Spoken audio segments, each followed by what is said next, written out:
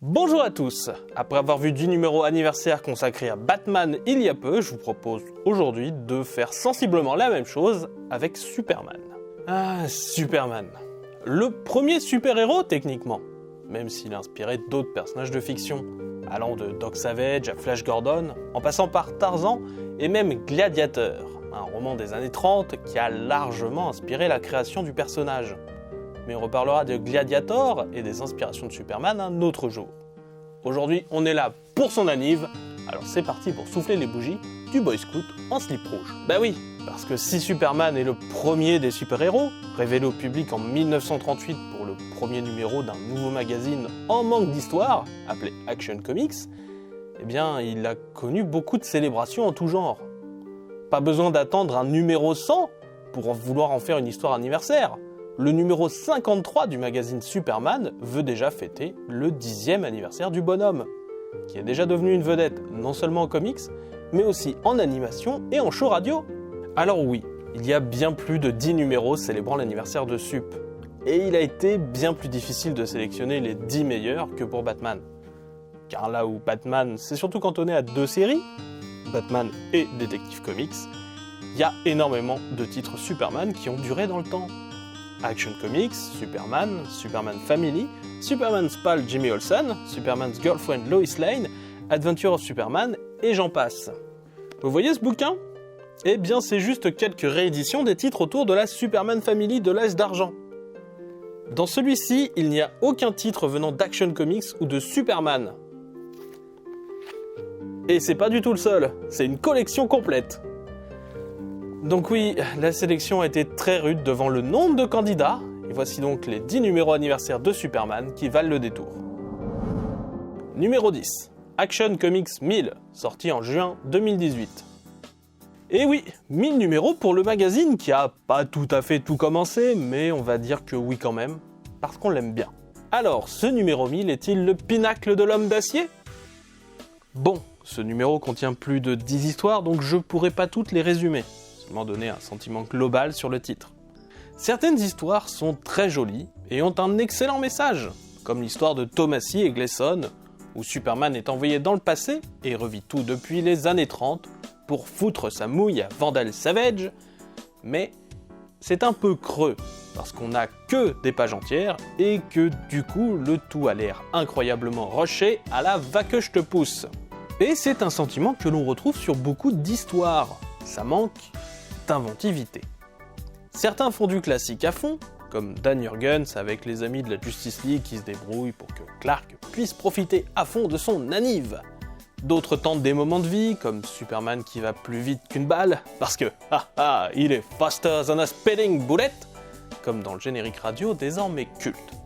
On a quand même de très bonnes histoires, notamment 2 confrontations avec Lex Luthor qui valent le coup, et même une histoire sur la voiture cassée dans Action Comics numéro 1.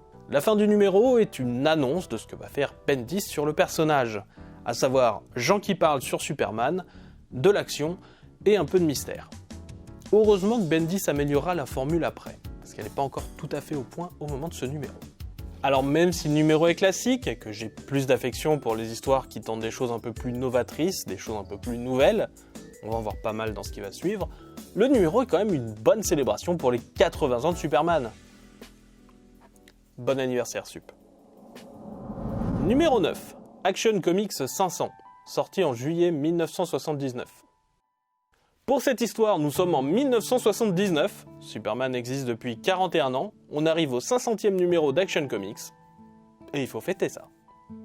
Pour le coup, une histoire bien cool, mais peut-être un peu compliquée pour être vraiment lisible facilement.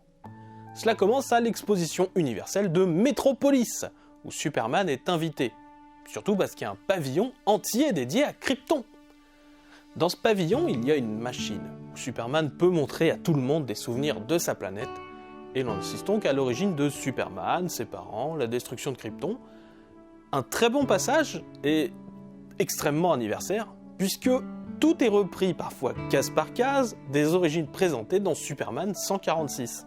On a le droit à une rétrospective de la carrière de Sup à l'époque, allant de ses premiers exploits sous le nom de Superboy, l'arrivée de Supergirl, de Krypto, la mort des parents Kent, Bref, un très bon résumé de 48 pages sur Superman.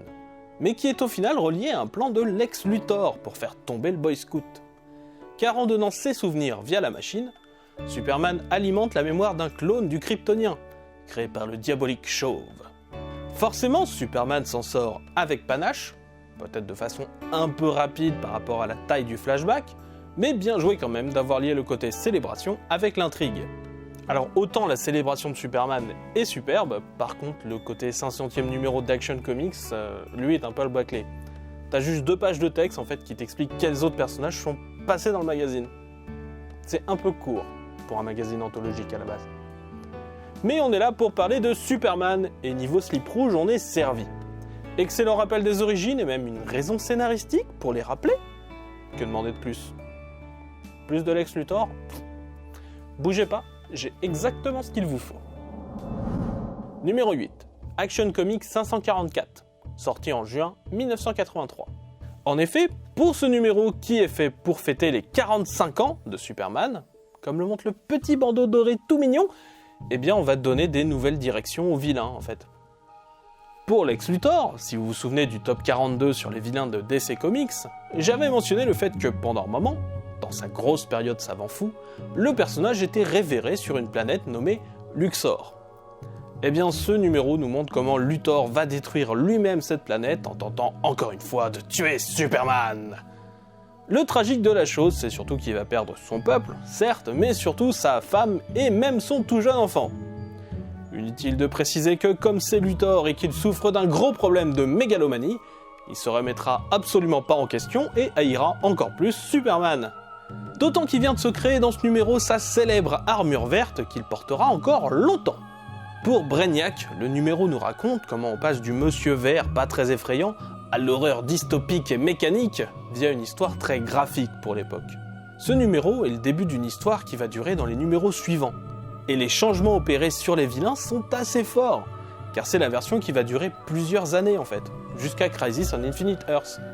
Et même encore sporadiquement, on voit revenir ces versions. Et en plus de cette excellente rénovation des vilains, on a le droit à des petits mots des créateurs de Superman, Jerry Siegel et Joe Shuster. Et ça fait super plaisir. Bref, pour l'anniversaire de Superman, on lui a donné des ennemis encore plus dangereux. C'est un peu un cadeau empoisonné pour lui, mais pour le lecteur c'est du tout bon. Numéro 7. Superman Family 200, sorti en avril 1980. Un peu d'histoire imaginaire, ça vous dit? Vous allez me dire que toutes les histoires sont imaginaires. Mais il s'agit du premier nom des histoires Elseworld ou What If. Des histoires qui imaginent ce qui se serait passé si... Ça revient beaucoup dans les anniversaires de Superman, et j'ai dû en enlever pas mal de ma sélection. Pour le coup, j'ai gardé celle-ci car elle est toute mignonne, et met en avant tous les personnages gravitant autour de Superman. Nous sommes dans le futur et nous célébrons l'anniversaire du mariage entre Lois Lane et Clark Kent, à une époque où le mariage était impensable pour les titres Superman. Nous suivons chacun des personnages importants et voyons son futur. Lois Lane est un petit peu déprimée d'avoir lâché sa carrière de reporter pour élever leur fille, Laura, et tombe sur une affaire de meurtre en décidant de remettre le pied à l'étrier. Jimmy Olsen est devenu le sage patron du Daily Planet. Clark s'occupe désormais des super pouvoirs qui apparaissent chez sa fille. Supergirl se fait désormais appeler Superwoman et fait des actions qui rappellent les débuts de Superman. Bref, tout le monde a bien grandi.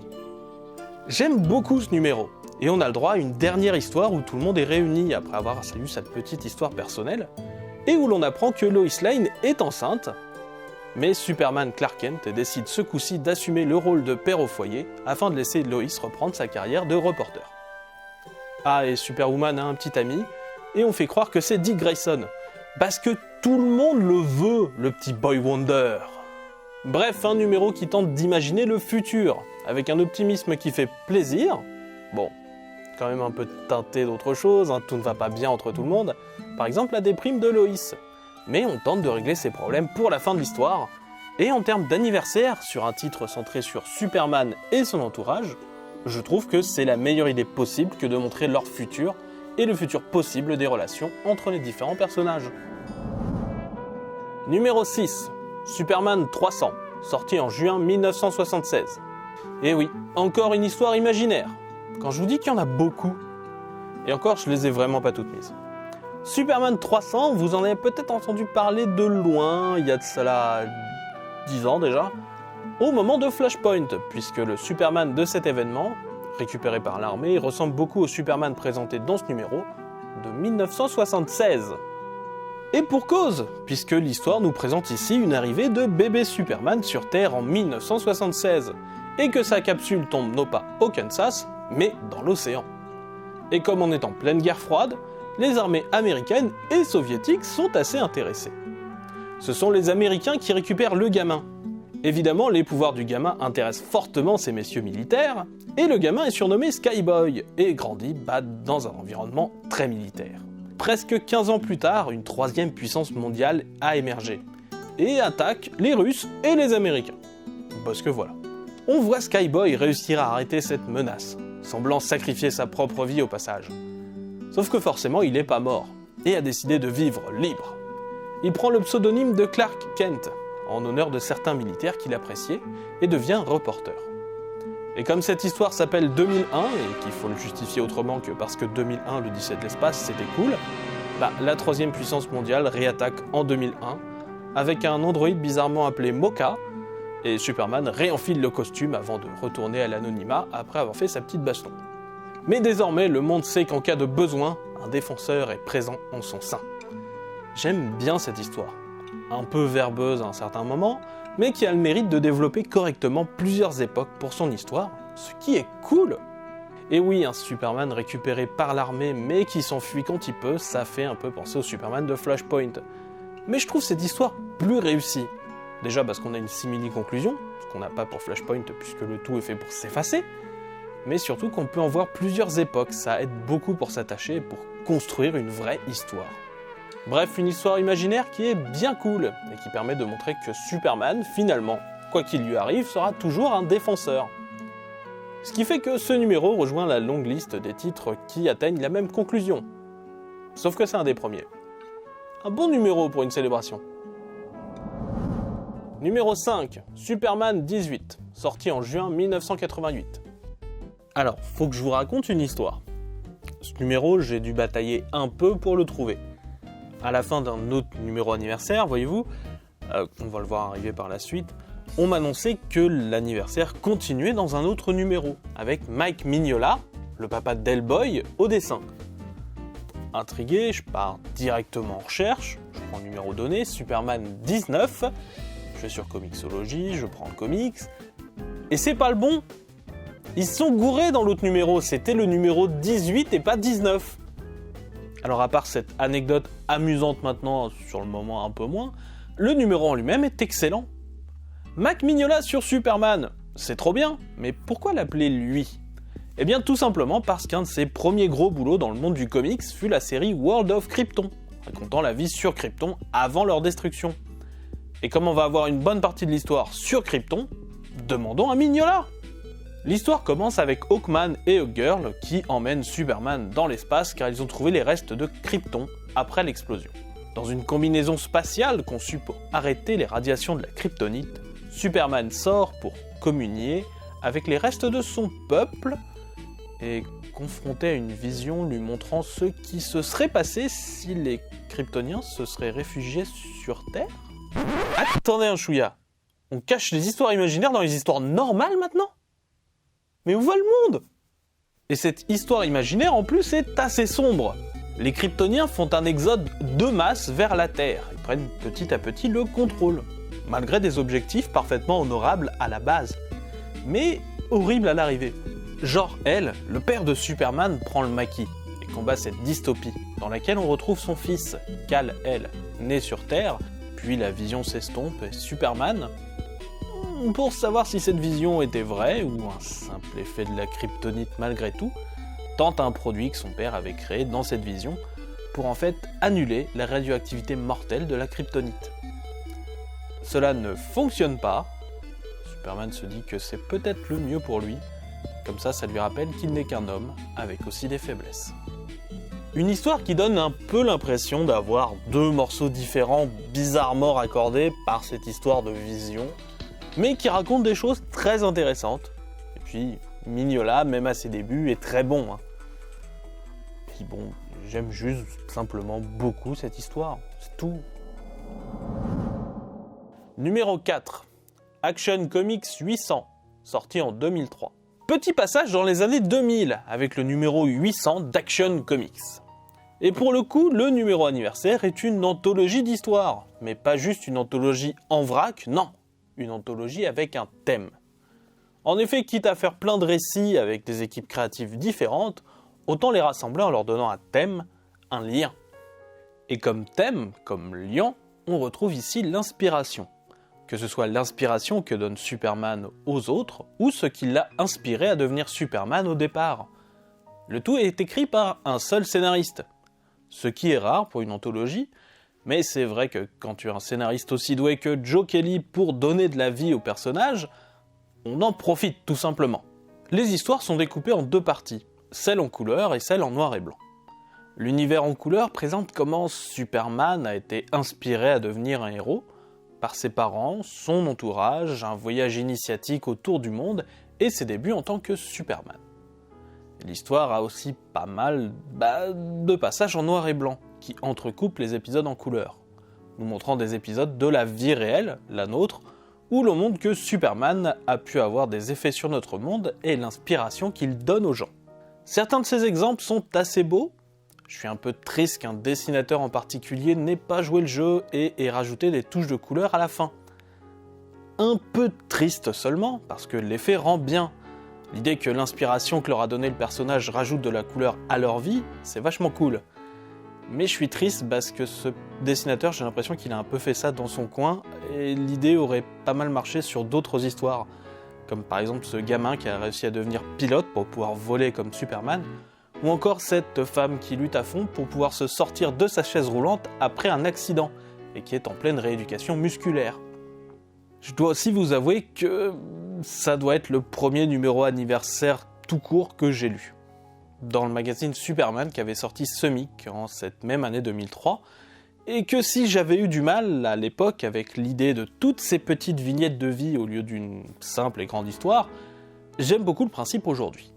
Bref, si vous avez envie de vous amuser avec un numéro anthologique d'anniversaire avec un thème central, celui-là est vraiment pas mal, et a pas mal de bonnes idées, et en plus c'est un des rares à disponible en français, donc n'hésitez pas à fouiller un petit peu chez votre bouquiniste local, ou bien sur internet si vous n'en avez pas. Mais ce ne sera pas le seul numéro anthologique, on va en retrouver un dans quelques numéros. Numéro 3, Adventure of Superman 600, sorti en 2002. Alors, nous sommes en 2002, Lex Luthor est président des États-Unis. Et si on faisait une histoire anniversaire en forme de gros mystère, Superman doit retrouver le président qui vient de disparaître.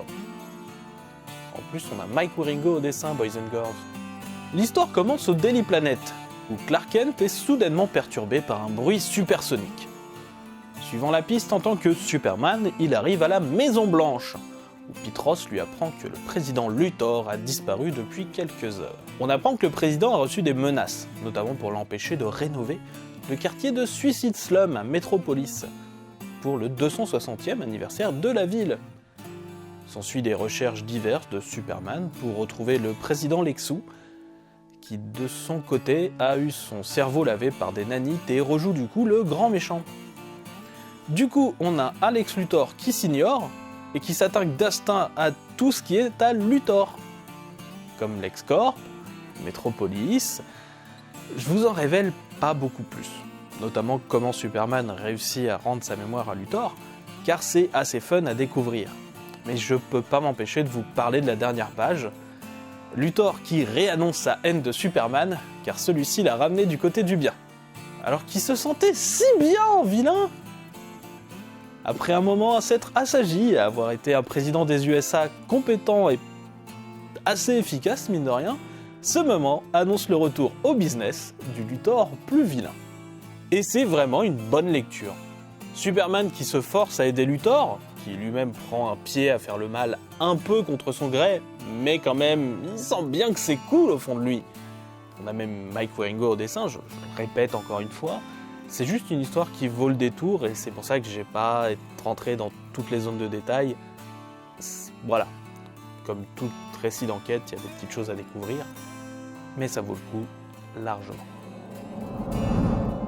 2, Superman 400, sorti en octobre 1984. Et oui, je vous avais bien dit qu'on allait retrouver un numéro anthologique, et bien le voilà. Superman numéro 400. Un numéro qui s'ouvre sur un salut à Superman de la part d'un des barons de la SF, Ray Bradbury. C'est déjà pas mal. Et assez pertinent avec le thème du numéro, puisque Bradbury est un écrivain qui a fait pas mal de récits d'anticipation, un genre de science-fiction dont les œuvres se déroulent dans le futur.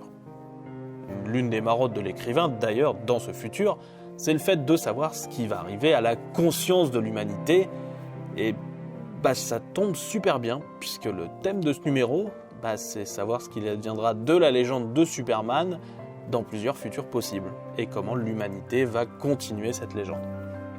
Alors déjà, pour coordonner cette anthologie, la plupart des histoires sont scénarisées par une seule personne, Elliot S. Maggin, qui a beaucoup œuvré sur les héros DC en général, que ce soit en comics ou en roman. Bref, le monsieur sait ce qu'il fait.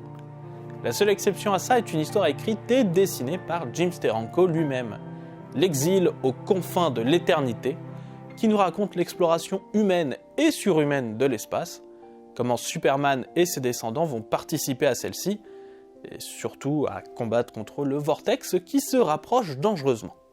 Des pages très très jolies, du pur Steranko.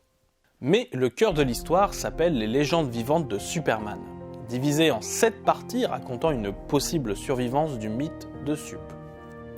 Que ce soit une histoire racontée par un charlot afin de vendre sa boisson miraculeuse comme au temps du Far West, les gens du futur qui découvrent enfin la double identité de Superman Clark Kent, ou encore un sans-abri qui lance une révolution contre une dictature en retrouvant le costume de Superman, chacune de ces histoires est excellente.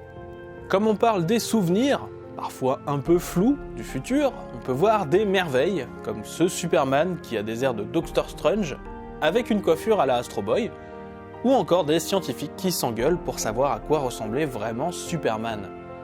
Et chacune de ces histoires est entrecoupée d'illustrations venant de certains des plus grands, Jack Kirby, Will Eisner, Brian Bolland, John Byrne, Steve Ditko, Moebius, Walter Simonson et tellement d'autres. Bref, un numéro plus qu'extraordinaire à mon sens et qui mérite largement d'être lu par toute personne intéressée.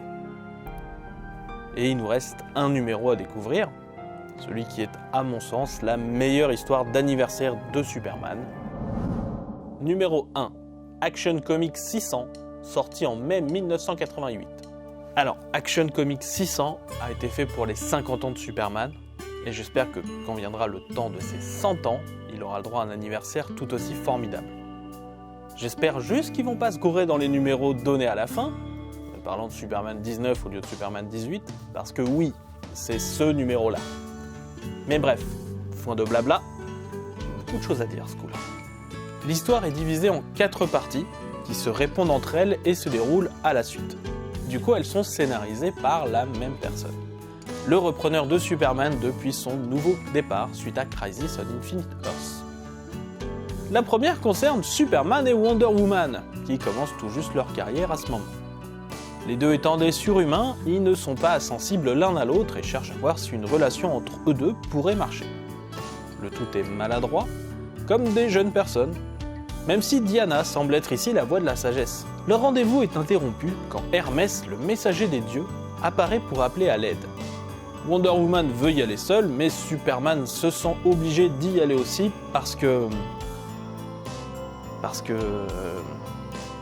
l'attitude de Superman en tant que jeune homme fait partie des choses que j'aime moins chez Byrne en fait. Là en gros c'est parce qu'il attend ce rendez-vous depuis des mois et pas parce qu'il a envie d'aider, ce qui est pourtant censé être la motivation de Superman.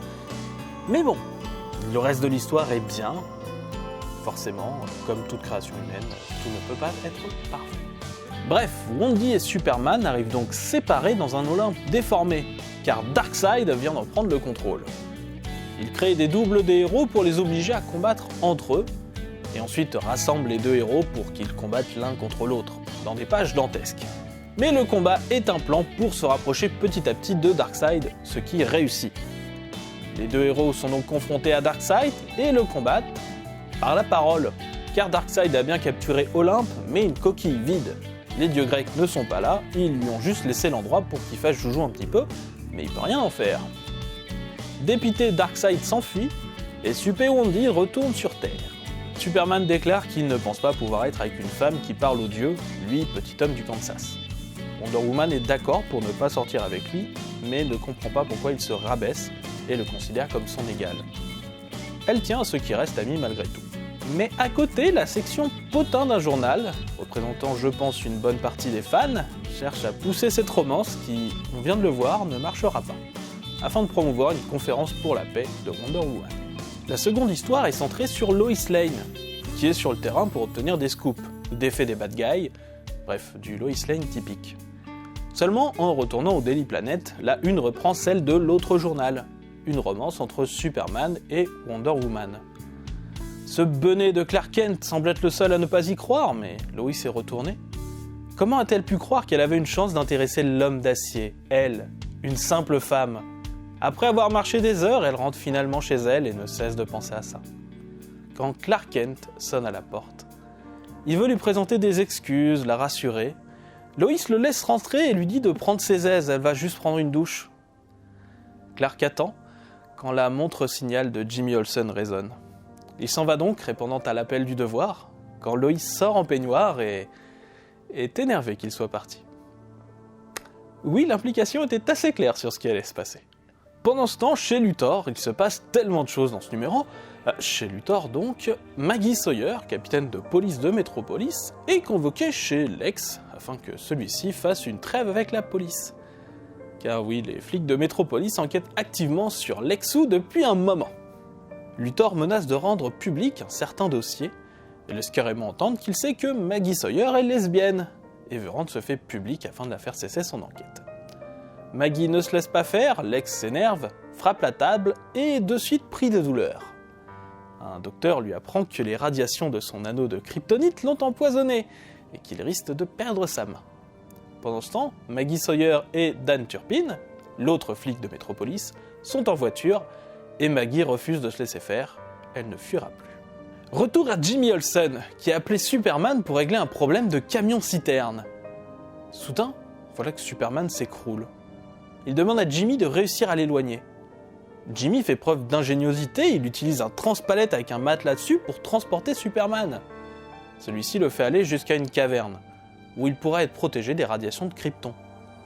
Car oui, en allant à la simple vitesse de la lumière, c'est le moment où la poussée radioactive de l'explosion initiale de Krypton arrive sur la Terre. Et ici, caché par un peu de plomb dans la caverne, il se sent un peu mieux, mais demande à Jimmy d'aller chercher de l'aide. Voilà donc Superman seul dans la caverne, et c'est là une partie que je trouve géniale pour les deux personnages impliqués. Dans cette caverne vit Man-Bat, dans sa version à peu près humaine qui peut se contrôler. Seulement Superman, lui, se contrôle plus vraiment, et ne voit en Man-Bat qu'une bête monstrueuse. Man-Bat, lui, sent que Superman ne va pas bien et veut l'aider. Superman va taper le chiroptère, allant presque jusqu'à le tuer, mais s'arrête car il est Superman et ne tue pas. Et on suit tout cela depuis les yeux de Man-Bat. Et c'est excellent, car même lui croit en Superman et sait que Superman ne va pas aller jusqu'à le tuer. Parce qu'il est Superman. L'homme d'acier demande donc aussi à Man-Bat d'aller chercher de l'aide, et le voilà qui ramène Hawkman, ce qui conduit ensuite au Superman 18, dessiné par Mike Mignola. Et bon sang que j'aime ce numéro. Toutes ces histoires feraient chacune d'excellents numéros, mais là en fait t'as tout ensemble, c'est excellent. C'est pour ça que j'ai été autant dans la narration plutôt que dans l'analyse ou je sais pas trop quoi. J'aime cette histoire-là à ce point. J'avais déjà parlé de cette histoire avec Man-Bat, par exemple dans mon top des vilains de DC, parce qu'elle m'a marqué à ce point. Les pistes ouvertes sont géniales, l'empoisonnement à la kryptonite de Lex, l'évolution des relations Clark, Lois, Superman, Maggie Sawyer, que je surkiffe à cette époque. Rien à faire, c'est une histoire que j'adore en tout point. Et voilà, c'est la fin de cette célébration spéciale anniversaire pour les 5 ans de la chaîne. Alors, on va parler donc de l'œuvre qui réunit Superman et Batman, sans doute à la rentrée. J'ai eu pas mal de choses en fait dans ma vie à côté qui font que j'ai pas pu le faire. Voilà. J'essaye de rester en fait dans mon boulot. C'est un peu ça. Et donc voilà, en attendant, donc, pendant les vacances, on va se retrouver avec le top 42, d'abord des héros Marvel, et ensuite on va voir comment ça se déroule. Voilà. En attendant, bonnes vacances à ceux qui sont en vacances, bonnes vacances à ceux qui seront ensuite en vacances, et surtout reposez-vous. Ciao.